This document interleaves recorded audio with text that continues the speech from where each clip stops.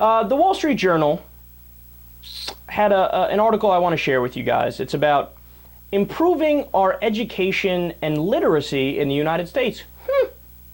Interesting. Wall Street Journal usually doesn't do articles like this, so let's see what's going on here. So I'll give you guys all these quotes, and then I'll tell you an interesting fact at the end. Quote, American employers do not have enough applicants with adequate skills, especially in science, technology, engineering, and math. Wow, good point. The STEM-related positions that U.S. industry needs to fill are not just for biochemists, biophysicists, and engineers. More and more jobs are applying cutting-edge technologies and now demand deeper knowledge of math and science in positions that most people don't think of as STEM-related, including machinists, electricians, auto techs, medical technicians, plumbers, and pipe fitters. Okay, so maybe I'm wrong. Maybe this article from the Wall Street Journal does make sense. They're laying out all the different, scientific, mathematic positions that are out there that need to be filled. They continue, your high school math teacher was right. Algebra matters. These days, the energy industry tests for math and science aptitude when hiring for entry-level positions. The industry is seeking to fill positions that range from mechanics and lab support to blend and process technicians, but many applicants fail these basic tests, losing out on opportunities for good pay and good benefits. To abandon the standards is to endanger America's ability to create the technologies that change the world for the better.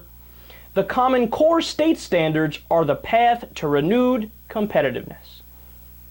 All right, so I was wrong. This is an article in the Wall Street Journal, very straightforward. They're saying, look, in the United States, we're doing a piss-poor job with science and math. We need to put an onus on those things. We need to adopt the Common Core standards, which make, standards that go across the United States for a higher level for math and science and other areas.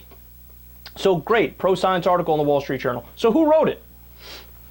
Interesting, guy by the name of Rex Tillerson, who is the chair and CEO of Exxon Mobil. This guy has spent millions of dollars to undermine science education in the United States. In fact, apart from what's like a fucking given, what's a throw-in? Well, I mean, we knew this from the beginning, that this guy funds junk science to try to push the idea that global warming isn't real, because of course, God forbid they cut into his profits by a fucking nickel. That's an outrage. I know. He's got to make an extra nickel, so the world has to burn and the polar bears need to catch on fire. Yeah, we know. He also, get this, has given ALEC, which is the group that's basically a mesh of politicians and big business leaders, where the business leaders fucking write the legislation for the politicians and tell them to pass it. It does nothing but corrupts our politicians and makes it so that they represent big business and they screw over their constituents and the voters. They screw over you and me, right? That's the whole point of ALEC.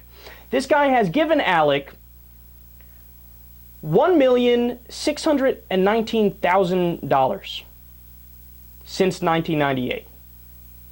You know what ALEC does? One of the many things ALEC does? They draft legislation that undermines and fights to stop Common Core science standards. How amazingly hypocritical is this guy? He just praised Common Core. Meanwhile, he's given over $1 million, almost $2 million, to fight Common Core. He's trying to fund a group that fights the things that he's advocating for. Look, this is, you know what it is? It's a fucking PR campaign. That's all it is. But you guys know this. You don't even need me to talk about it, right?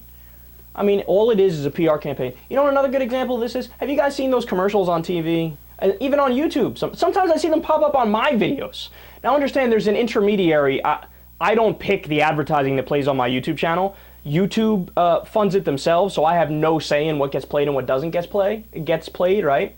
But sometimes they'll play the BP commercials where BP brags about how humanitarian they are. Yeah, after that tremendous spill, in the Gulf, they're like, oh, did you know BP has given this amount of money to local small businesses, and BP is doing a great job, and here, listen to a testimonial of somebody telling us how great BP is. We swear they're not paid actors. No, everybody just loves BP. And they got the music in the background. It's like, doo-doo, love BP. If BP was your significant other, blow it. Oh, BP is great. You're not fooling anybody, you dumb schmucks. We all see right through you. No, BP isn't great. No, the oil companies aren't great. No, the CEO of Exxon fucking Mobil doesn't give a shit about science standards in the United States. If he did, what would he do? He'd come out and say, you know what, global warming is real. We're going to start investing $1 billion a year into green technology and we'll get ahead of the curve. But they're not doing that. They're not doing that.